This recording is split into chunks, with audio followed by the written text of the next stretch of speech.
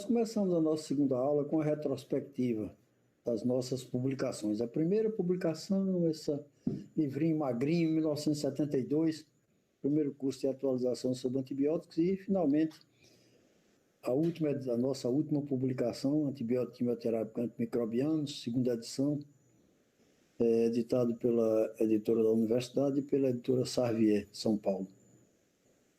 A nossa segunda aula vai versar sobre penicilinas.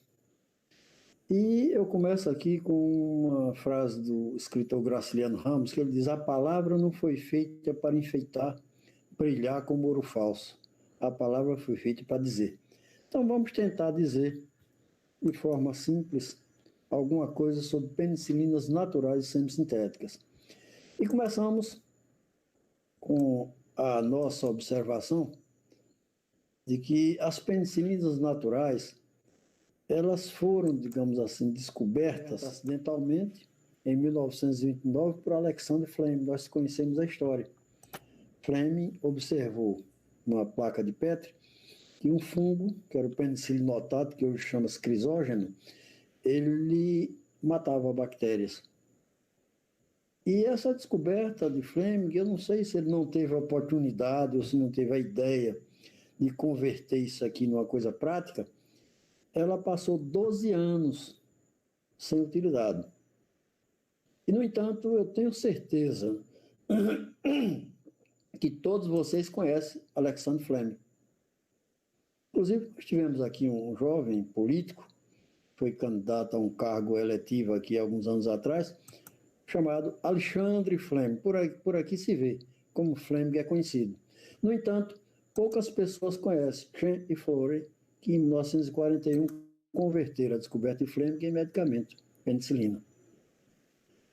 Agora, o que é penicilina? É um antibiótico obtido a partir de culturas de fungo. E continua sendo. O fungo utilizado para a obtenção da penicilina G, a única penicilina natural que remanesce, é aquele fungo que foi chamado de Penicillium notatum e hoje chama-se Penicillium crisógeno. Quando o fungo é colocado num tanque de fermentação, no meio de cultura, ele produz vários tipos de penicilinas que são chamadas de frações. Dentre essas frações, a que foi escolhida para a utilização humana foi a fração G, primeiro pela sua compatibilidade. As outras eram um tanto tóxicas. E segundo, também pelo seu rendimento industrial. Então, a penicilina G, penicilina da fração G, é a benzilpenicilina. Por que esse nome? Porque essa penicilina, que é um ácido orgânico, na verdade, ela é formada de dois anéis. Dois anéis fechados. Anel de tiazolidina, está aqui esse átomo de enxofre, denomina anel, e esse aqui que é o anel beta-lactâmico. Esses dois anéis é a estrutura de todas as penicilinas, todas elas.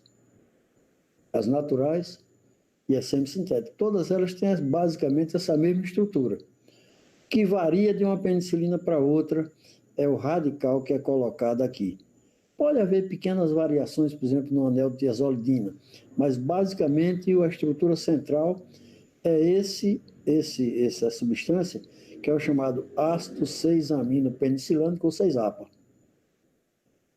Para que haja antibiótico é preciso que haja um radical, uma cadeia lateral. E essa cadeia lateral, no caso da penicilina G, é um radical benzílico, daí ela ser chamada também de benzilpenicilina. Então, é um ácido orgânico formado pelo anel de tiazolidina, anel beta-lactâmico e um radical benzílico. Mas vamos para coisas que são mais interessantes, mais importantes para nós. Qual o espectro da penicilina G? Nós estamos falando de penicilina natural.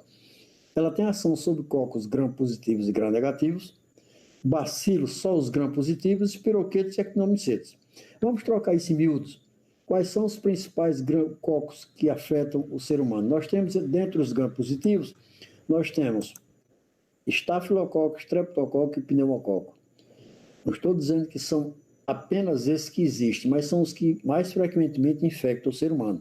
Dentre os cocos gram-negativos, meningococo e gonococo. Quanto aos bacilos gram-positivos, vejam só, corinibactéria difteria, causador de uma doença que está controlada pela vacinação, Clostridium tetani, tétano é uma doença que não está erradicada, pelo menos no estado de Alagoas nós temos anualmente 6 a 8 casos de tétano, por falta de cobertura vacinal, principalmente em adultos. Nós temos outro, Clostridium botulino, uma bactéria que também comparece muito pouco, é uma doença acidental, uma toxinfecção alimentar, Bacillus anthracis e Erysipelotrix ruseopati, responsável juntamente com o Streptococcus pela erisipela. Quando eu faço esse comentário de que essas doenças estão mais ou menos controladas, é para mostrar o seguinte, que com relação aos bacilos gram-positivos, a utilização da penicilina é muito pequena, se utiliza muito pouco, porque as doenças não é que inexistam, mas estão mais ou menos controladas. Com relação aos espiroquetos, uma boa ação sobre o Treponema pallidum, sífilis, sobre o Treponema pertenue, que é o agente da boba, uma doença que também praticamente desapareceu, e com relação às leptospiras, nós temos coisa melhor do que penicilina G. Então, à primeira vista, esse espectro antimicrobiano pode parecer amplo, mas não é. Foi isso que eu procurei demonstrar quando fiz esse comentário. E esse espectro, que já não era amplo, ele se tornou mais estreito ainda, na medida em que o estafilococo é 100% resistente, desapareceu, saiu daqui. O pneumococo também é resistente e o gonococo idem. Hoje não se trata mais gonorreia com penicilina G. Então notem como esse espectro encurtou, digamos assim, se tornou cada vez mais estreito. Visto isso, nós passamos ao mecanismo de ação. Penicilina G, como todos os beta-lactâmicos, eles são bactericidas. A penicilina G é bactericida, ela interfere com a síntese da parede celular da bactéria durante sua multiplicação. Atenção, eu não estou falando de membrana citoplasmática, estou falando de parede celular. E, importante, durante a fase de multiplicação. Portanto, penicilina G, como todos os beta-lactâmicos, eles são antagonizados pelos antibióticos bacterostáticos. Outra coisa extremamente importante é lembrar que a penicilina G, eu estendo isso para os demais beta-lactâmicos, ela age especificamente sobre a camada do peptídeo glicano, que é a camada mais íntima, digamos assim, da parede celular da bactéria. E, aliás, é a única camada existente na parede celular dos cocos e dos bacilos gram-positivos. Para se entender o mecanismo de ação da penicilina e dos beta-lactâmicos, pensemos numa célula, aqui uma célula humana, vamos chamar assim, uma célula eucariótica, tem o seu núcleo, citoplasma, membrana citoplasmática, está aqui. Uma bactéria, uma célula procariótica, ela possui uma estrutura a mais, que nós vamos representar aqui em vermelho, parede celular. Ora, por que a bactéria precisa de uma parede celular? Para manter o equilíbrio osmótico, porque a pressão osmótica intrabacteriana é superior à pressão extracelular. Se não houvesse essa parede celular, aconteceria uma entrada desordenada de água, e a bactéria ia explodir. Então, a parede celular da bactéria tem essa função. Nos cocos gram-positivos e gram-negativos, só existe uma camada, que é essa aqui, peptídeo glicano. Já nos gram-negativos, bacilos gram-negativos, existem 3 camadas de mucopolissacárides que não é atravessada pela penicilina G. Nós estamos falando de penicilina G. Então, ela não é atravessada. Muito bem. Agora vejamos como se processa esse mecanismo de ação. No momento em que a bactéria tenta se multiplicar, aflora na superfície da membrana citoplasmática pontos de uma proteína que é chamada de PBP, Penicillin Bind Protein. Aliás, um nome impróprio, como nós veremos daqui a pouco. Qual a função dessa PBP? Existe uma substância que é essencial à formação da parede celular da bactéria, que é o ácido N-acetilmurâmico. Esse ácido tem uma afinidade muito grande por essas proteínas, e durante o processo de multiplicação da bactéria, o ácido N-acetilmurâmico é incorporado a essa proteína e forma a parede celular, ou pelo menos a camada do peptídeo glicano. Eu disse agora há pouco que esse nome era impróprio, porque, na verdade, na função digamos, biológica de reprodução de uma bactéria, essa proteína ela tem afinidade, a função dela é captar o ácido acetilmurâmico, mas ela é chamada de PBP, Penicillin Binding Protein, e não podemos mudar. Muito bem. Vejamos agora um fenômeno curioso. Imaginemos aqui uma célula bacteriana, está aqui, que começa o seu processo de multiplicação, as moléculas de proteína PBP afloram e ficam coladas à membrana citoplasmática, e, infelizmente para a bactéria, os beta-lactâmicos também têm afinidade com essas PBPs. Então, imaginemos que essa bactéria está se multiplicando e que o médico prescreveu um beta-lactâmico e que esse beta-lactâmico é eficaz contra essa bactéria. O que é que vai acontecer? O beta-lactâmico vai competir com o ácido acetilmurâmico, vai se conjugar com a PBP e impede a conjugação do ácido murâmico. Consequentemente, a parede celular não será formada, a bactéria fica vulnerável, vai entrar água, ela vai ficar disforme e finalmente vai se romper, vai explodir, vai morrer num processo chamado plasmoptise. Então, é esse o mecanismo de ação da penicilina G e de todos os beta-lactâmicos. É fundamental que se pense nisso, inclusive para entender alguns fenômenos que vêm por aí, que vão acontecer.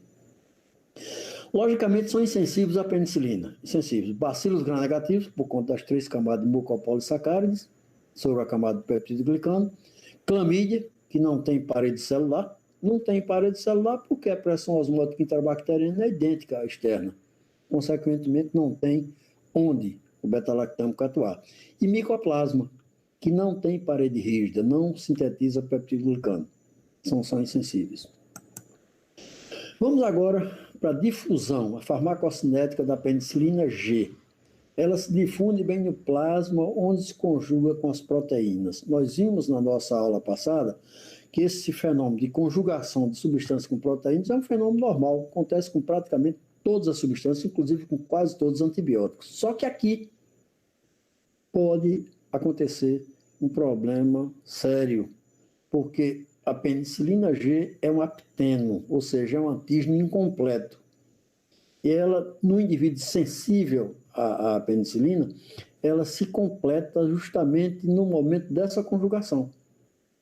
Deixa de ser um apteno, passa a ser um antígeno incompleto, age sobre o sistema imunológico e haverá a produção de anticorpos que vão desencadear uma reação alérgica que pode ser leve ou grave, caracterizando o choque anafilático. Então, essa conjugação no indivíduo sensível leva a um efeito indesejável.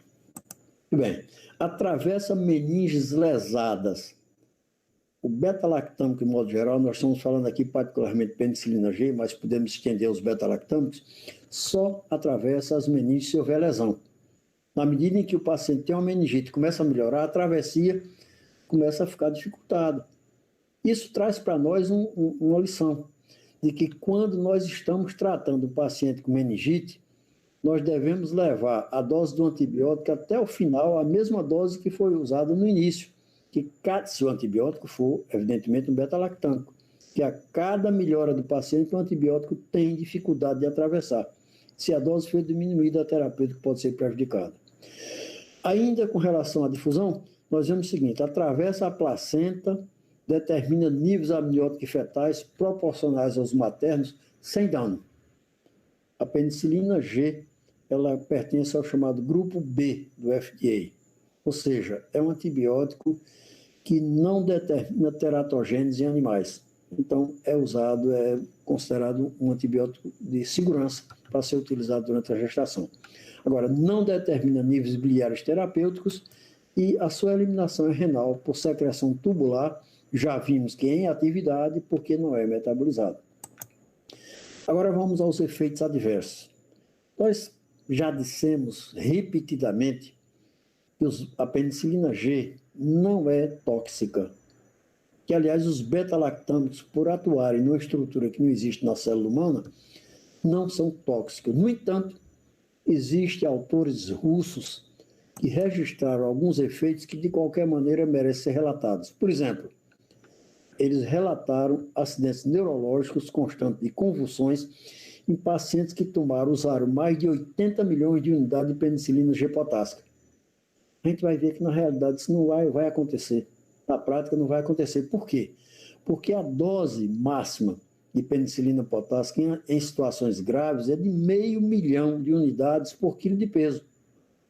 Então, um paciente, para tomar 80 milhões, ele precisava ter 160 quilos. Esse paciente, não vou dizer que não existe, mas é difícil ser encontrado. Então, na prática, isso não vai acontecer. No entanto, vale a pena lembrar o seguinte, que efeitos tóxicos cardíacos podem ser obtidos com a penicilina potássica, não pela penicilina em si, mas pela hiperpotassemia. E, além de mais, é preciso considerar que pode haver efeitos hipertensivos pelo teor de sódio teor alto de sódio da carbenicilina, que é uma penicilina semissintética. Então, vocês estão observando que os principais problemas não dependem da penicilina em si, mas do sal que se encontra ligado ao antibiótico. Já os efeitos alérgicos são frequentes. Então, nós podemos encontrar, por exemplo, urticária. Nós estamos vendo aqui um quadro clássico de urticária. Nós podemos encontrar, por exemplo, edema, angioedema, que era o antigo edema de Quincke. Podemos encontrar também asma, rinite e choque anafilático, que é um acidente gravíssimo, é o mais grave que a penicilina pode determinar. E esses acidentes, todos eles, são mediados por IgE. Mas o paciente pode ter também, por exemplo, hemólise ou plaquetopenia. Nesse caso, os mediadores, são os anticorpos citotóxicos e o sistema de complemento. Ainda no terreno da alergia, nós podemos encontrar doença do soro, está aqui entre aspas, porque na verdade é uma cópia, digamos assim, daquilo que é encontrado em pacientes que tomam soroquina, é uma reação idêntica. Pode aparecer eritema polimorfo ou vasculite, no caso, esses acidentes mediados pela formação de imunocomplexos. E, finalmente, nós podemos ter o tipo 4, que é a dermatite de contato, e isso era tão frequente quando se usava a penicilina por via tópica, em forma de pomada, que ela foi retirada de circulação. E Stevens-Johnson, uma situação grave, e essas duas situações, dermatite com contato e a síndrome de Stevens-Johnson, é mediada pelos linfócitos T sensibilizados. Então, nós estamos dizendo o seguinte, que se a penicilina é praticamente atóxica, ela é potencialmente alergênica. É preciso ter cuidado e ter consciência durante a sua utilização. Depois de enfocar os vários tipos de acidentes com a penicilina e seus mediadores, vamos centrar nossa atenção na alergia mediada por IgE, primeiro porque ela encerra os fenômenos que mais frequentemente aparecem e, sobretudo, encerra o acidente mais grave à penicilina, que é o choque anafilático. Vamos à patogênese dessa alergia mediada pela IgE. Existem dois grupos de substância que determinam, na verdade, esses fenômenos alérgicos mediados por IgE. Um deles é o chamado determinante antigênico maior, representado pelo grupo benzilpenicilail, chamado de maior porque é responsável por 99% das reações, que são reações leves. Logicamente, se alguém tem uma reação leve com a penicilina, essa pessoa deve ser excluída da possibilidade de voltar a tomar penicilina, porque hoje é um acidente leve, amanhã, havendo uma sensibilização, pode ser desencadeado um acidente grave. E o outro grupo é o chamado determinante antigênico menor pelo fato de que representa apenas 1% das reações, agora são reações graves, inclusive o choque anafilático, que pode ser fatal. Aqui nós temos como componente do determinante antigênico maior a penicilina, é verdade, a benzilpenicilina, a penicilina benzílica ou penicilina G. Mas atenção para um fato. E cerca de 11 produtos de degradação, e eu frisei bem, in vitro, do antibiótico. Eu estou falando em produto de degradação e não em produtos de metabolização, até porque a penicilina não é metabolizada, já foi visto. Ora, o que é que se depreende disso? É que os responsáveis pelo choque anafilático com o uso da penicilina pode ser a própria penicilina, mas esses produtos de degradação. E nós tiramos daí uma série de conclusões. Primeiro, o seguinte, nós podemos observar que o choque anafilático ele tem diminuído ao longo do tempo. Ora, por quê? Porque os laboratórios farmacêuticos, de qualquer maneira, purificaram os seus produtos, procuram levar ao extremo essa purificação. Não é total, mas é muito melhor do que nos primórdios da fabricação da penicilina. Inclusive, um fato curioso, existe apenas 3 centros mundiais que fabricam penicilina e distribuem.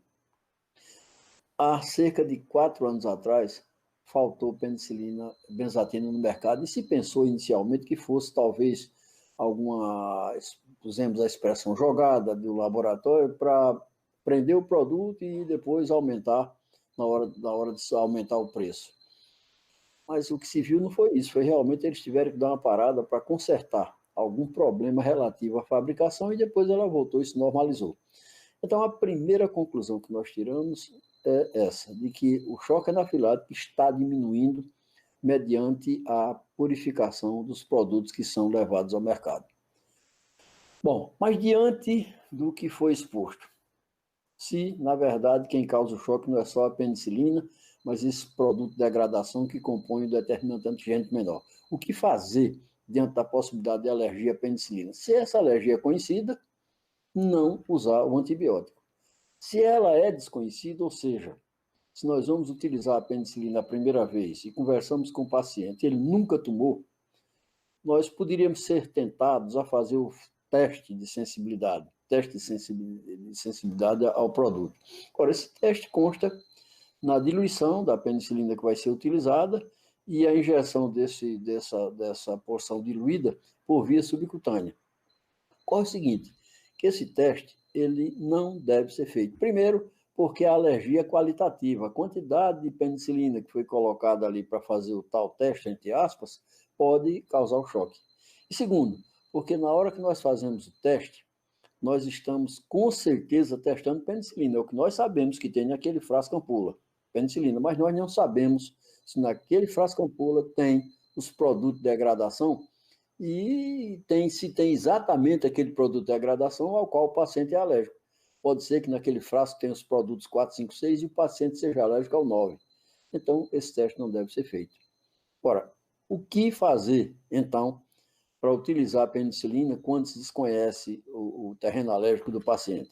Primeiro, uma boa anamnese, verificar se esse paciente tem alergias outras. Não significa que quem tem asma, quem tem alergia a ovo, a poeira, o que quer que seja, não pode tomar penicilina. Mas acontece que se o paciente é um paciente muito, digamos, dado a fenômenos alérgicos, ele é um terreno mais propício para alergia também à penicilina. Então, é preciso conversar bem com o paciente. Aliás, uma boa anamnese ela é fundamental em qualquer situação, não é só na aplicação de penicilina. Conversar com o paciente é importante. E segundo, uma boa indicação. Porque se o médico faz uma boa anamnese, tem uma boa indicação e aplica a penicilina e ocorre um acidente, pelo menos ele não foi irresponsável. Ele não terá remorso de ter usado uma medicação indevidamente. Outros efeitos adversos que podem aparecer, isso aqui eu digo podiam aparecer, era nos velhos tempos em que se usava penicilina, benzatina no deltoide. O deltoide é um músculo pequeno. Hoje nós fazemos tudo no glúteo, apesar do glúteo ser chamado pequeno glúteo, é muito maior do que um deltoide, evidentemente. Então, o que era que acontecia quando se aplicava penicilina e benzatina no deltoide? Os cristais de penicilina e benzatina são cristais grandes, e é uma penicilina de depósito. Ela fica depositada no músculo onde foi aplicada durante muitos dias, sendo absorvida lentamente. Essa permanência de uma grande quantidade de penicilina no músculo exíguo, como o deltoide, levava a uma irritação simpática, com espasmo vascular de extremidade, com isquemia, necrose e nós estamos vendo aqui gangrena. Esse caso aqui é de um adolescente que chegou ao nosso hospital, encaminhado lá para o nosso hospital, e nós tivemos que reencaminhá-lo para um hospital de cirurgia, porque ele precisou ter a mão amputada. Então, esse é um acidente que não acontece mais. Nós aproveitamos a ocasião, quando mostramos esse tipo de acidente que não acontece mais, para lembrar que no tratamento da sífilis nós precisamos muitas vezes utilizar séries de penicilina benzatina, por exemplo, 2.400.000 de cada vez, durante 3 semanas, e é recomendado aplicar uma ampola de 1.200.000 em cada glúteo, nunca as duas no mesmo lado. Porque, apesar do glúteo ser um músculo maior, uma concentração muito grande de cristais de penicilina e mesatina, poderia levar a esse acidente do membro inferior. Nunca documentamos isso, porém, é sempre bom prevenir, melhor do que remediar. E, finalmente, para finalizar os efeitos adversos da penicilina G, das penicilinas, ou melhor dizendo, nós temos aqui um fenômeno que poderia aparecer com o uso insistente de ampicilina por via intramuscular, pode haver elevação das aminotransferases, as antigas transaminases, principalmente a ST, que é a antiga TGO, que responde mais ao sofrimento muscular. Bom, aqui nós temos as frações da penicilina G, quais são elas, quais são os tipos de penicilina da fração G. Nós temos a penicilina G-potássica, também chamada de cristalina, a G-procaína e a G-benzatina. A penicilina potássica, que foi a primeira que apareceu, que ainda hoje existe, é uma penicilina hidrossolúvel, então por isso ela pode ser feita pela via venosa. Meia-vida, 3 horas, tem que ser respeitado, e as doses são de 500 mil unidades por quilo de peso dia. Ora, essa penicilina, pela sua meia-vida curta, ela tem que ser respeitada, tem que ser usada a cada 3 horas, se tornou, vamos chamar assim, uma penicilina hospitalar. Ela não tem cabimento utilizar um produto desse em ambulatório, forçar o paciente a voltar ao ambulatório para tomar a medicação a cada 3 horas. Bom, no entanto, vejam bem, eu dizia logo no começo da nossa conversa que meia-vida de antibiótico tem que ser respeitada, e respeitada pelo médico que prescreve, e respeitada também pelas instituições. Nós temos aqui um cartaz, eu não sei se pode ser visto muito bem, que é um cartaz do Ministério da Saúde, distribuído aos postos de saúde, sobre o atendimento a pacientes com leptospirose e com sinais de alerta. Então, ele coloca aqui, penicilina cristalina, está aqui. 1,5 milhões de unidades, sem aludir ao peso do paciente. O primeiro erro é esse. Ora, 1,5 milhão, como? É preciso saber o peso do paciente. E vem um erro mais grave. IV, tudo bem, tá certo? De 6 em 6 horas. Não tem cabimento uma prescrição dessa, um desrespeito ao cálculo da dose e um desrespeito flagrante à meia-vida do antibiótico. Se quer usar penicilina potássica, tem que respeitar a meia-vida. E a da dose tem que ser calculada em função do peso do paciente. As indicações da penicilina potássica, nós temos aqui sepsis, meningite, tétano, tratamento de tétano, não é profilaxia. Difteria, não é o de primeira escolha, mas de qualquer maneira é uma boa opção. Endocardite bacteriana, uma situação em que nós temos uma bactéria que muitas vezes não é tão, digamos, resistente, mas, de qualquer maneira, fica na localização de difícil acesso ao antibiótico às válvulas cardíacas. Então, é preciso antibiótico em altas doses para chegar lá. E infecções por anaeróbios. E, principalmente, gangrena gasosa, que é um problema também que praticamente desapareceu, mas pode ocorrer. Nós temos aqui uma imagem de um caso de gangrena gasosa para fazer bem a diferença de que não se trata da gangrena vascular, que é encontrada, por exemplo, no diabético. Aqui é uma gangrena por anaeróbios, processo invasivo com destruição da massa muscular, e um paciente desse com certeza teve o membro inferior amputado na altura da coxa. Passemos agora à penicilina procaína. Foi o segundo tipo que apareceu, eu vou falar dela, porque de qualquer maneira ela existe, no entanto está difícil de encontrá-la. A procaína foi um artifício encontrado pela indústria farmacêutica para aumentar a meia-vida da penicilina potássica. Então, na verdade, ela é a junção equimolecular de penicilina e procaína. Ora, a procaína diminui a solubilidade, aí começa a primeira consequência, não pode mais ser usado pela via venosa, tem que ser por via intramuscular. Aí vem uma certa vantagem, a absorção é mais lenta e a eliminação é igualmente lenta, primeiro porque ela é pouco solúvel, segundo porque sofre uma ligação proteica maior. E já vimos, eu insisto muito nisso, que o antibiótico, quanto mais se liga às proteínas plasmáticas, mais a sua meia-vida é prolongada. Quando se utiliza essa penicilina, tem que se pensar pelo menos na possibilidade, pelo menos teórica, de que o choque anafilático pode ter uma dupla etiologia. A penicilina é uma aptena, a procaína também é. Então, seria teoricamente uma dupla possibilidade, que na prática nós não encontramos de choque anafilático. Aqui nós temos as apresentações. Toda ampola de penicilina procaína tem 300 mil unidades de penicilina procainada, que chega um pouco lentamente na corrente circulatória, mas tem 100 mil unidades de penicilina potássica. Depois da aplicação de um produto desse, cerca de meia hora depois, já existe penicilina circulando por conta da potássica. Quando a potássica começa a cair, chega a procaína. Está aqui. A meia-vida da penicilina procainada, a potássica é rápida, mas por conta da procaína na formulação, então nós temos uma meia-vida de um excelente de 12 horas e uma queda gradual desse nível que perdura até 24 horas. Então, dependendo da situação, nós podemos utilizar a penicilina procaína a cada 12 ou a cada 24 horas. Vejamos agora algumas indicações da penicilina procaína, por exemplo, e depois as mesmas indicações para a penicilina benzatina. Nós temos aqui situações de média gravidade que não exigem níveis plasmáticos extremos. A vida do paciente não está em risco, em situações dessa aqui. Então, as faringotonsilites. Eu gostaria de chamar a atenção de vocês para o fato de que esse resultado aqui, nesse processo à esquerda, ele é amarelo-ouro. Talvez não dá para ver bem essa característica áurea, digamos, desse resultado, mas ele é diferente desse, que é acinzentado. Aqui nós temos possivelmente um streptococo como agente etiológico, e esse resultado acinzentado aponta para a possibilidade de uma bactéria anaeróbia. Em ambas as situações, a penicilina dá conta. Uma outra indicação, difteria, uma doença que está controlada pela vacinação. O último caso de difteria que nós tivemos em Alagoas foi no ano 2017, mas de qualquer maneira fica patente essa possibilidade, em caso de difteria, utilizar a penicilina. Outra boa indicação para a penicilina é a escarlatina.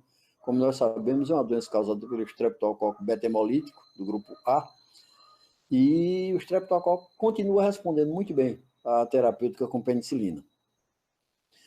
Uma recomendação para o conforto do paciente seria que nós começássemos com o tratamento de quaisquer das situações apontadas ou outras, com penicilina procaína, que você tem que utilizar a cada 12 ou a cada 24 horas, e na medida que o paciente vai melhorando, utilizar a penicilina benzatina, cuja meia-vida é muito mais longa e, consequentemente, não requisita a necessidade de se utilizar injeções todos os dias. Aqui nós temos as doses da penicilina procaína, 400 mil unidades cada 12 ou 24 horas, e os seus nomes comerciais. Difícil de achar, muito difícil. Desfacilina e penicilina G procaína. Chegamos à última penicilina da fração G, que é a penicilina G benzatina. Aqui nós temos uma preparação que resulta da combinação de duas moléculas de penicilina e uma base de amônia. Ora, o que é que essa base de amônia faz? Baixa tremendamente a solubilidade do produto. A absorção é muito lenta. Para que você tenha uma ideia da lentidão da absorção, depois de se aplicar uma dose de penicilina benzatina, seja ela qual for, por via intramuscular, no glúteo, evidentemente, nós vamos ter presença da penicilina 8 horas depois. Então, a penicilina de absorção lenta, isso é um defeito? Não. É uma, digamos assim, especificidade desse produto. Naturalmente, nós não poderíamos pensar em utilizar um produto desse num paciente cuja vida está dependendo da dose do antibiótico, que tem que ser de ação imediata. Aí nós usaríamos a potássica. É preciso que se entenda isso. O espectro é o mesmo, o mecanismo de ação é o mesmo. As indicações é que são diferentes, levando em consideração a absorção lenta e a chegada muito tardia, digamos assim, 8 horas depois, na corrente circulatória. Além disso, tem uma alta taxa de ligação proteica. Ele ligou muito as proteínas, a eliminação vai ser lenta, e essa eliminação é tão lenta que, para que se tenha uma ideia dessa lentidão, basta dizer que os níveis profiláticos, atenção, da penicilina benzatina é de 21 dias. Nós sabemos que fazemos profilaxia, por exemplo, de amidalite, de erisipela, etc., com uma injeção de penicilina benzatina de 1.200.000 unidades a cada 21 dias. As indicações. Sífilis, primeira e grande escolha. É bom salientar que até hoje, desde que começou a ser utilizado, não há registro de resistência do treponema pálido à penicilina G. Segundo, é um produto praticamente atóxico. E aqui nós temos os vários esquemas que podemos utilizar. Na sífilis primária, aquela situação em que o paciente ainda tem a lesão genital, chamado cancro duro, nós utilizamos 2.400.000 unidades de uma só vez, 1.200.000 em cada glúteo.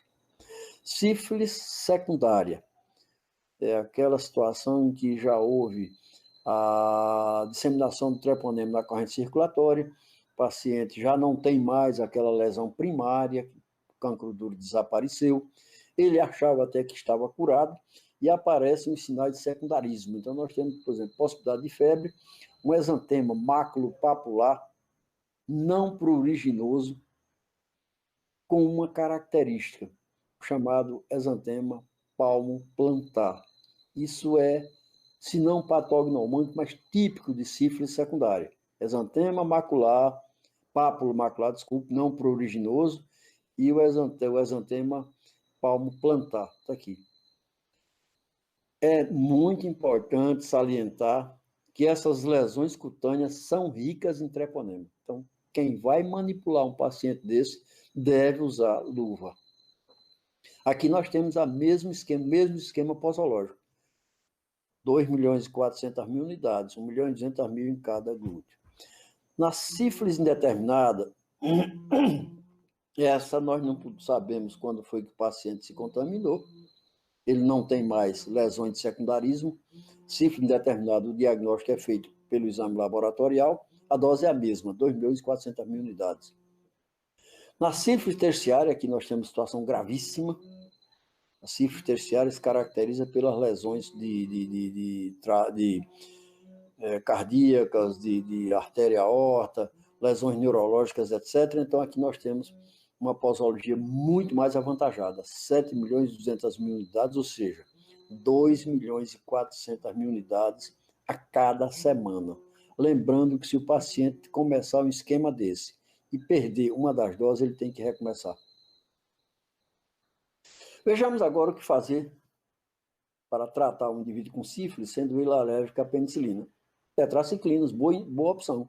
Quaisquer delas. Fosfato tetraciclina, 500 mg de 6 em 6 horas.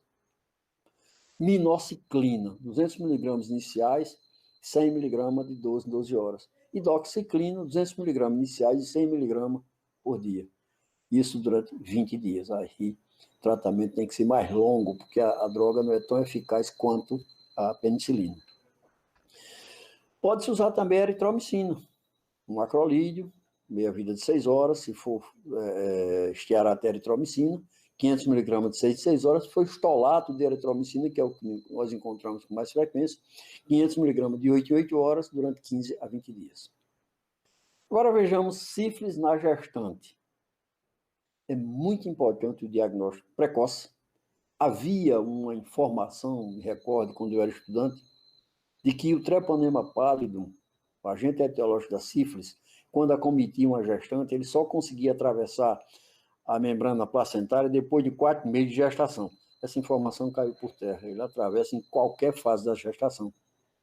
Então, quanto mais cedo for feito o diagnóstico de sífilis na gestante, ou seja, o pré-natal tem que começar precocemente, mais importante é começar o tratamento, para evitar repercussões no concepto. Então, na gestante, a droga de eleição é a penicilina benzatina. São usados 7.200.000 unidades, em 3 séries de 2.400.000, com intervalo de uma semana. Lembrando o seguinte, isso aqui é antibiótico, então é preciso manter níveis na corrente circulatória. Se perder uma dose, tem que recomeçar. Não dá para continuar. Não é como vacina, você perdeu o prazo por alguns dias ou um mês, o que você continua. Aqui tem que recomeçar. Muito bem. Agora vamos ver o que fazer uma gestante alérgica à penicilina se essa gestante está com sífilis. Tetraciclina, jamais. Tetraciclina é teratogênica. E é tão importante essa ação teratogênica que a tetraciclina tem, como nós veremos posteriormente, uma afinidade muito grande por tecido em processo rápido de multiplicação. Leia-se, embrião. Então, tetraciclina não cabe. Inclusive, nós somos até um tanto exagerados, recomendamos que não se prescreva tetraciclina numa mulher que apresenta atraso menstrual, porque esse atraso menstrual pode ser gestação. com tetraciclina, nem ver. Bom, qual seria a outra opção? Vimos que nos alérgicos à penicilina, além de tetraciclina, pode-se usar o macrolídeo, eritromicina, claritromicina. Nesse caso, nós poderíamos até utilizar. Porém, os macrolídeos, pelo seu alto peso molecular, não conseguem transpor a membrana placentária. Então, se usarmos macrolídeo numa gestante com sífilis, vamos tratar a mãe e não a criança. Bom, havia uma recomendação, que felizmente não é mais feita, de que numa situação dessa de gestante alérgica à penicilina, fosse tratado primeiro a criança, primeiro a gestante, desculpe, e a criança depois que ela nascesse. Até porque a criança não vai ter alergia. A alergia depende do sistema imunológico competente e a criança tem uma incompetência imunológica. Bom, essa proposta, ela felizmente não é mais feita, existe a opção para ela, porque me digam o que é que se podia fazer numa situação dessa. A criança nasceu com sífilis congênita e algum tempo depois apresentou essas deformações que são irreversíveis, a chamada dentadura de Hutchinson, a tíbia em sabre, fronte olímpica, nariz em cela. Não há como corrigir isso. Então, tem que se tratar a gestante com a droga que não provoque a alergia, ou seja, a penicilina não pode, e que atravesse a membrana placentária e que possa proteger também o concepto. Essa droga é uma nova proposta, nova, porque novo em medicina é coisa que tem 5, 6 anos, é a utilização da ceftriaxona, que é uma cefalosporina de terceira geração, na dose de 1 grama a dia durante 15 dias. Só que nós devemos salientar que existe a possibilidade de alergia cruzada entre cefalosporinas e penicilina.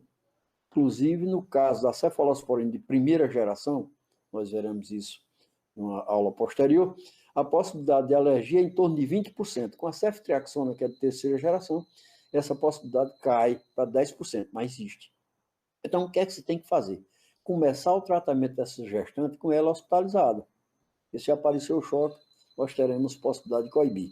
Depois de uns 3 dias de tratamento sem manifestações, evidentemente, nós podemos, com segurança, dar alta a essa paciente para seguir no seu tratamento em casa, completando os 15 dias. Agora, sífilis é um capítulo assim tão importante que, no caso de uma mãe, uma gestante tratada com ceftriaxona, o recém-nascido essa gestante que recebeu esse tratamento, ele tem que ser tratado com penicilina, potássio, coprocaína. Esse tratamento com ceftriaxona é considerado inadequado. Não é que não funcione, mas é uma questão de segurança. O recém-nascido de uma gestante que foi tratado de ceftriaxona, ele tem que ser tratado ainda na maternidade com penicilina G potássica, venosa, evidentemente, ou penicilina procaína. Bom, outras indicações da penicilina benzatina, vamos lá. Nós temos, por exemplo, profilaxia do tétano, não estou falando em tratamento, profilaxia da erisipela, profilaxia da febre reumática. Então, são grandes indicações. E aí vem, talvez, uma indagação. Por que fazer quimioprofilaxia de erisipela e febre reumática? Porque são infecções relacionadas, direto ou indiretamente, dependendo da situação, ao estreptococo beta-hemolítico, da classificação de Lancefield, pertencendo ao grupo A, e nós sabemos que no grupo A existe cerca de 82 tipos antigenicamente diferentes. Então, são situações em que não há imunidade, a não ser que o indivíduo tenha contato com os 82 tipos, de modo que a quimioprofilaxia se torna necessária por esse motivo. A apresentação delas, ampolas com 600 mil unidades ou 1.200.000, e os nomes comerciais, benzetacil, consagrado, né? Ou penicilina benzatina. Existe uma outra penicilina natural, nós utilizamos pouco, mas que pode ser utilizada. É a fenoximetilpenicilina ou penicilina V. A grande característica dessa penicilina é que ela pode ser utilizada pela via oral porque ela é assistável, ela consegue passar pelo meio ácido do estômago e chegar ao intestino para ser absorvida. Mas veja bem, não se pode indicá-la senão em infecções sem gravidade, porque é utilizado pela via oral, uma dose de 500 mil unidades de 6 em 6 horas, e o seu nome comercial é Penveoral. Aqui eu quero chamar a atenção de vocês para um fato. Lembrem-se que os laboratórios são indústria, mas também são comércio. Então eles têm interesse de vender. E um laboratório que relançou recentemente a penicilina V, com o nome Penveoral, a meia-vida dela é 6 horas, ele diz isso aqui. Está aqui, Penveoral. Cada 12 horas, isso é um absurdo. Essa penicilina não tem meia-vida maior do que 6 horas e não tem concentração inibitória mínima superior a 6 horas. Então, precisa ter muito cuidado com a informação que o laboratório muitas vezes nos traz. A cada 12 horas está errado. Vejamos agora as penicilinas semissintéticas. Para se obter uma penicilina semissintética, é preciso obter o núcleo central de todas as penicilinas. Estão lembrados, né? O ácido 6-amino-penicilânico, ou 6-APA. Então, obtém-se isso aqui de forma natural, num tanque de fermentação, o fungo fabrica isso aqui, e o trabalho da indústria farmacêutica é acoplar radicais diferentes aqui. Então, nós fizemos de forma alegórica, por exemplo, um radical azul. Isso aqui é um tipo de penicilina. Se for trocado o azul pelo vermelho, será outro tipo de penicilina. Então, o que varia de uma penicilina semissintética para outra não é a estrutura central, é o radical, a cadeia lateral.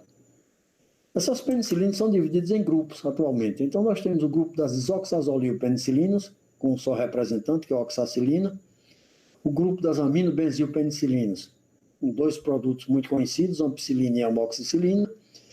Carboxibenzilpenicilinas, nós vamos encontrar carbenicilina, indanilcarbenicilina, que não chega no Brasil, carfecilina e ticarcilina. E, finalmente, as ureidopenicilinas, representada pela piperacilina. Vamos ver rapidamente cada grupo, começando com o grupo das isoxazolil-penicilinas. Aqui nós temos um único representante desse grupo. Existiam outros, desapareceram. É a única penicilina em uso resistente à ação da beta-lactamase. O radical isoxazolil que é colocado aqui bloqueia o ponto de ligação da beta-lactamase com o anel beta-lactâmico. Então, a beta-lactamase bacteriana não consegue se conectar ao anel beta-lactâmico e não consegue destruir esse anel. Consequentemente, a oxacilina ela é resistente à ação da beta-lactamase bacteriana, particularmente da beta-lactamase do Staphylococcus. Muito bem. O espectro é semelhante ao da penicilina G, no entanto, não justifica utilizá-la numa situação que a penicilina G possa resolver. E as indicações hoje são essas aqui, infecções por Staphylococcus. Bom, foi visto esse fenômeno do radical isoxazolil bloquear o ponto de ligação da beta-lactamase com o anel beta-lactâmico. Então, a ideia que se tem é que o Staphylococcus é 100% sensível à oxacilina. Não é. Infelizmente, existe a resistência não enzimática do Staphylococcus à oxacilina. Vamos imaginar aqui uma célula bacteriana, já vimos esse mecanismo anteriormente, está tentando se multiplicar e aflorou na superfície da membrana citoplasmática uma PBP. Ora, sabendo que é uma infecção estafilocócica, o médico prescreve oxacilina. E nós sabemos o seguinte, que vai haver aqui uma disputa. Na verdade, essa PBP, ela tenta atrair o ácido N-acetilmurânico para compor a barreira, mas a oxacilina está no pedaço, como se diz, e vai tentar fazer a ligação para impedir a formação da barreira. E foi o que o estafilococo fez diante disso. Ele criou uma PBP3 alternativa chamada PBP3 linha, que não tem função de formação de parede, é uma espécie de PBP3 falsa, que atrai a oxacilina e permite que o ácido N-acetilmurânico se ligue à verdadeira PBP e forme a parede celular da bactéria. Consequentemente, é um mecanismo novo de resistência não enzimática à oxacilina. Bom, farmacocinética da oxacilina, intensa ligação proteica. Quem se liga muito à proteína plasmática não fica livre no plasma, consequentemente não consegue atravessar barreiras. Então, mesmo que o paciente tenha uma meningite estafilocócica, não há indicação da oxacilina, porque ela não conseguiria atravessar terapeuticamente a barreira hematolicórica. Meia-vida de 6 horas, absorção oral precária, por isso ela foi retirada de circulação para utilização oral, e eliminação renal em atividade, como todo beta-lactâmico. A dose preconizada é de 50 a 100 mg por quilo de peso dia, podendo ser aumentado. Costumo sempre dizer, isso me foi dito por um meu professor, certa vez eu perguntei, professor, eu posso aumentar a dose de penicilina? Ele me respondeu, pode. Penicilina e água pode usar à vontade. Agora, cuidado com a água. Então, ela pode ser aumentada. E o nome comercial é oxacilina. Vamos agora para as aminobenzilpenicilinas, representadas por ampicilina e amoxicilinas. São as primeiras penicilinas de amplo espectro, porque agem também sobre bacilos gram-negativos. São usadas pela via oral e parenteral, se bem que houve uma espécie, digamos, de especialização que nós vamos focar daqui a pouco. Já podemos adiantar. Atualmente, a ampicilina é praticamente encontrada para utilização por via parenteral e a amoxicilina é praticamente encontrada para utilização pela via oral. Muito bem. Farmacocinética. Bom, outra novidade. Níveis biliares terapêuticos.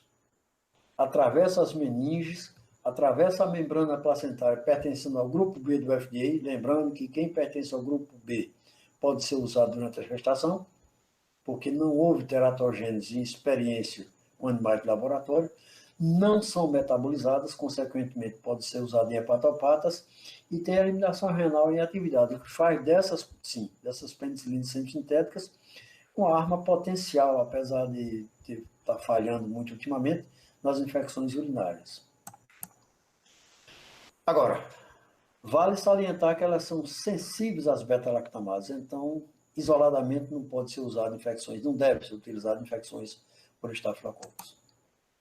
Vamos começar com a ampicilina. Primeira penicilina de amplo espectro, com ação sobre gram-negativos. Por quê? Porque tem a capacidade de atravessar aquelas 3 camadas de mucopolissacárides que recobrem a camada do peptídeo glicano da parede bacteriana. Nós falamos atravessar, mas não é bem atravessar, porque na verdade ela é levada por proteína de transporte chamada porinas. Então, é como se a porina botasse a ampicilina nas costas e fizesse essa travessia. Ora, com isso, algumas bactérias desenvolveram um mecanismo de resistência que não é enzimático.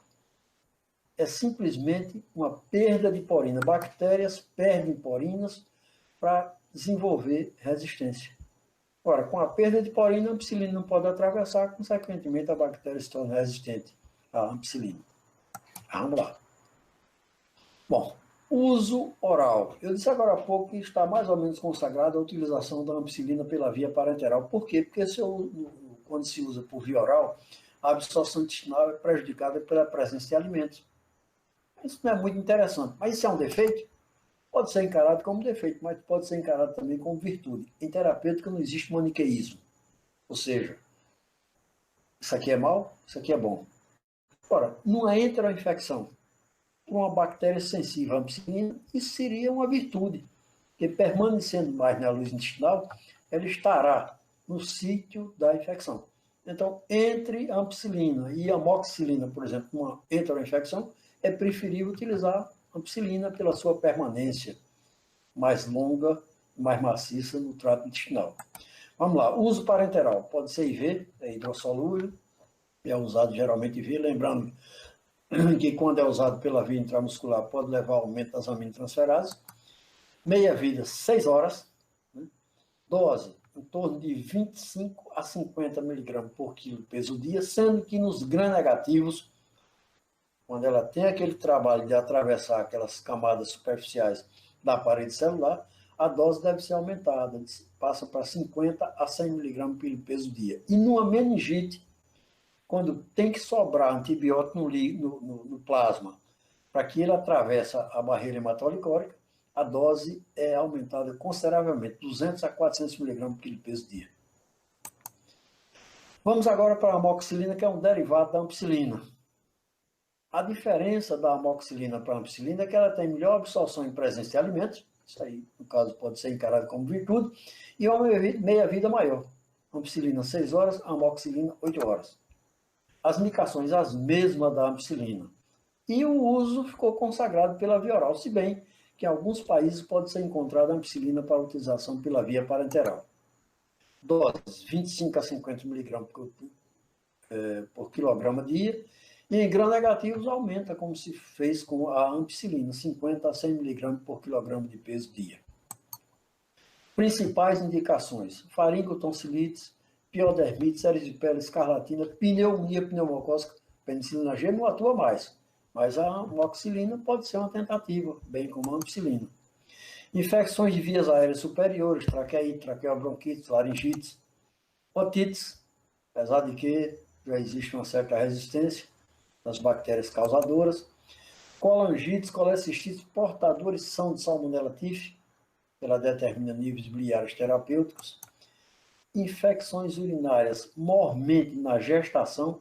Eu coloquei aqui um destaque, porque não é uma grande indicação. As bactérias gram-negativas que causam as infecções urinárias, elas se tornaram ultimamente resistentes à amoxicilina, mas pode ser uma tentativa, principalmente quem trabalha com SUS.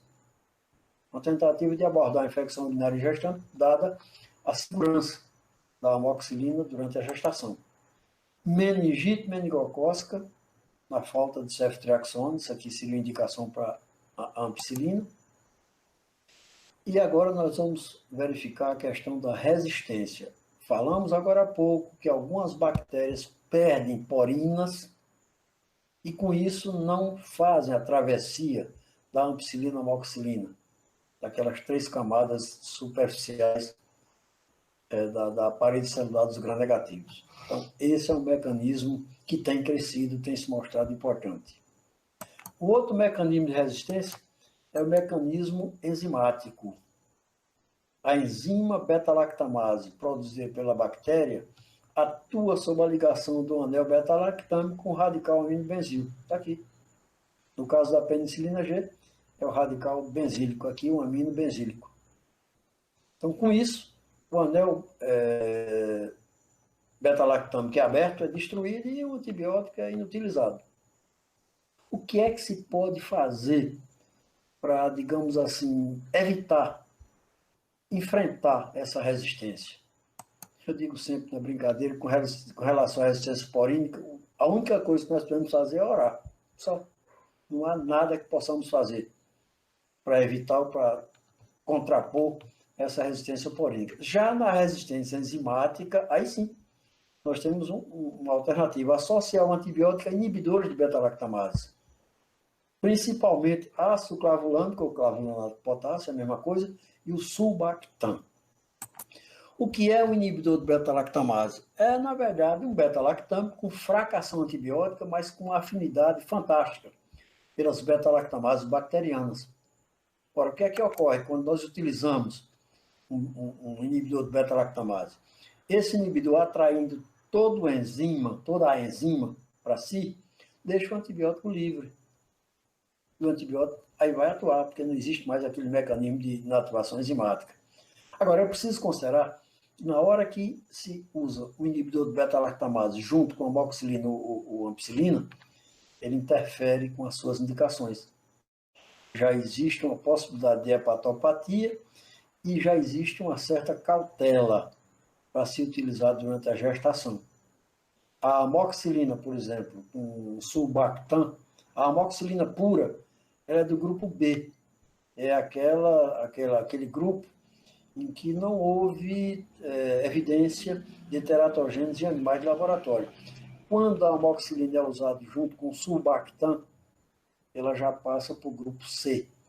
O grupo C indica que só se deve prescrever se o benefício for muito maior do que o eventual dano que o antibiótico, essa associação, possa causar. É preciso levar isso em consideração. Quais são os inibidores de beta-lactamase em uso no Brasil atualmente? Nós temos o ácido clavulânico, o clavulanato de potássio, sulbactam, brobactam, tazobactam e avibactam. São os que são utilizados com antibióticos diferentes. Amoxicilina, inibidores de beta-lactamase. Nós temos a amoxicilina com ácido clavulânico, o clavulanato de potássio. Esse inibidor de beta-lactamase tem uma afinidade muito grande com as beta-lactamases plasmidiais, que são dos gram-positivos, particularmente estafilococcus. Já o sulbactam tem uma afinidade muito grande com beta-lactamases cromossômicas, que são as beta-lactamases produzidas geralmente por gram-negativos. Então é preciso separar as indicações para fazê-la de forma assim criteriosa, fazer de forma eficaz. Vamos agora enfocar um fato que me incomoda muito, a questão da amoxicilina com ácido clavulânico na apresentação BD, bisdia. O que é que acontece com esses produtos, chamado BD?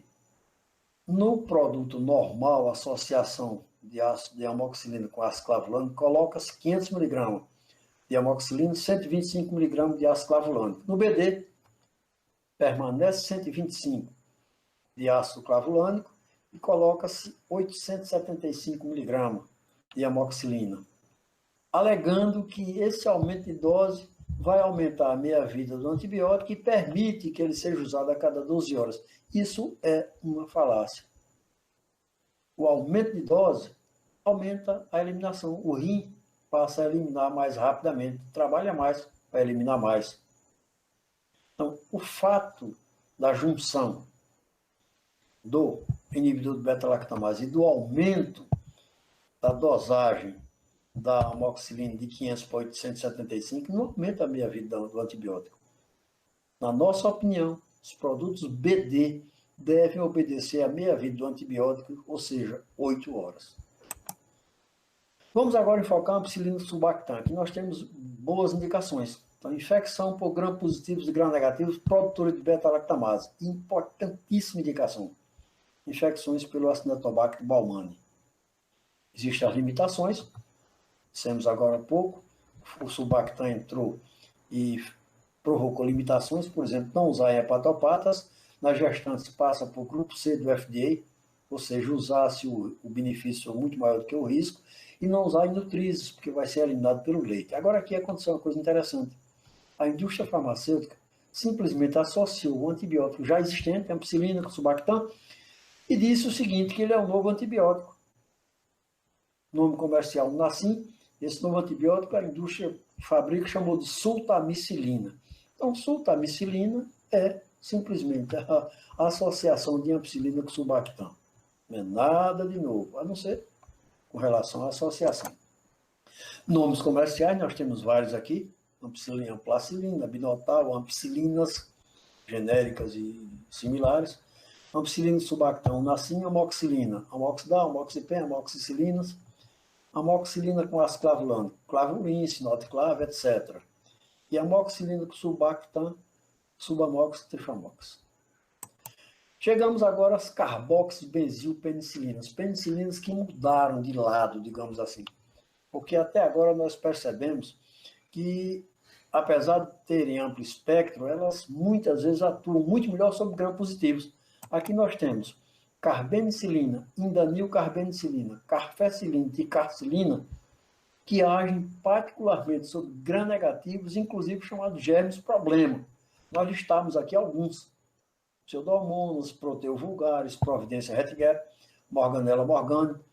Então, esses antibióticos, eles mudaram o perfil. Só que alguns foram retirados. Indanilcarbenicilina nunca chegou ao Brasil. É uma carboxibenzilpenicilina para ser utilizado pela via oral. Só foi utilizado nos Estados Unidos. E a carbenicilina também foi retirada. Então, nós temos hoje só carfecilina e ticarcilina. Qual a razão do desuso? Primeiro, esses dois antibióticos, principalmente consideremos a carbenicilina. A indanil nunca chegou aqui. A carbenicilina tem uma afinidade muito grande pela adenosina de fosfato, ADP, das plaquetas. E isso leva a uma diminuição da agregação plaquetária, consequentemente a hemorragia. Um grande problema desse antibiótico era esse. Além de mais, alto teor de sódio, levando a um uso com cautela nos hipertensos. E houve uma terceira razão para se tirar a carbenicilina, o surgimento das ureidopenicilinas. São as penicilinas semissintéticas mais recentes, que nós vamos enfocar agora. A única ureidopenicilina utilizada atualmente é a piperacilina. é uma penicilina semissintética derivada da ampicilina. Tem um amplo espectro, inclusive sua grande virtude é a boa ação sobre enterobactérias, inclusive Pseudomonas aeruginosa. Quem age sobre Pseudomonas tem, digamos assim, algo a apresentar, porém, a piperacilina é sensível à beta-lactamase, de modo que ela tem que ser usada em associação com o inibidor de beta-lactamase chamado tazobactam. Então, nós temos piperacilina com tazobactam, comercializado com o nome de Tazocil, citando o nome comercial porque é o único que existe. Bom, quais são as características da piperacilina? Vejam só, mais potente do que a carbenicilina. 4 a 16 vezes sobre enterobactérias e 16 a 32 vezes sobre Pseudomonas aeruginosa. Então, entende-se por quê. Com os defeitos da carbenicilina, ela foi substituída. A grande razão é essa aqui. Menor teor de sódio de carbenicilina e ticarcilina e menor afinidade pelo ADP plaquetário, consequentemente provoca menos hemorragias.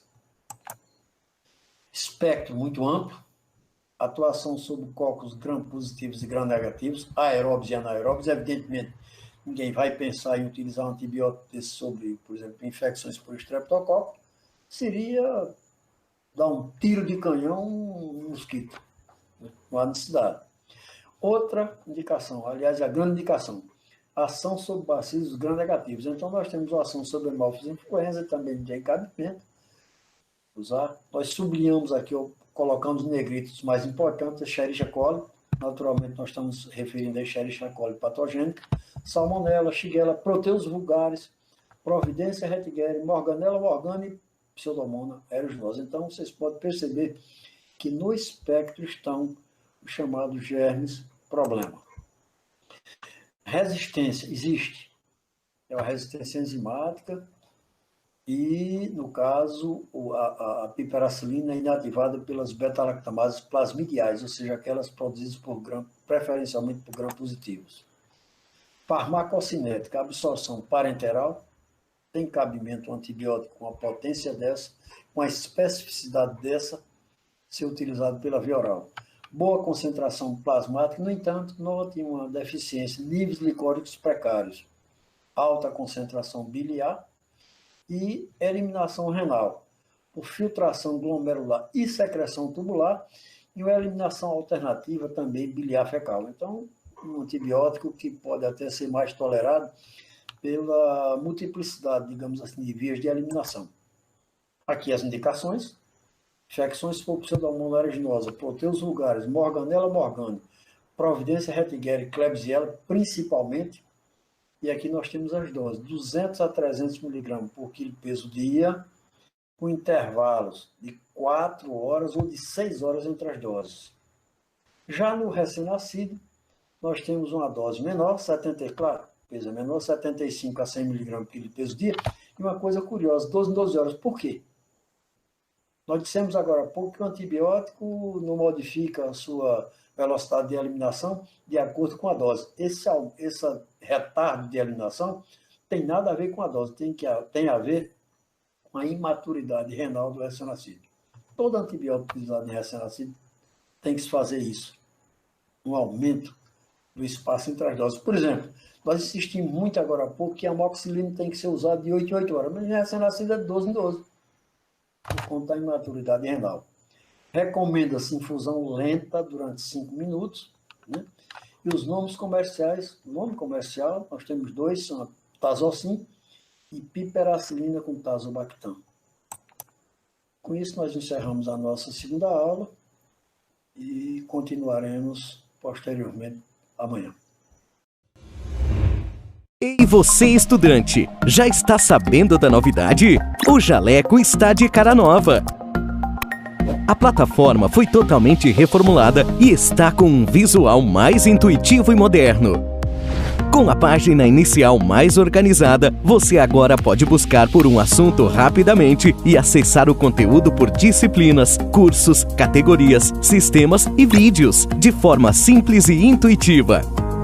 Também é possível continuar as videoaulas de onde parou e acompanhar melhor a produtividade dos seus estudos com um painel inteligente que contabiliza o conteúdo que você estudou. Além disso, o novo Jaleco tem o espaço Sala de Aula, para você fazer anotações em um caderno digital e acessar com mais facilidades os materiais extras, como os mapas mentais, resumos e e-books. Jaleco, a melhor plataforma para o estudante de medicina. Oferece agora uma experiência única para o seu estudo.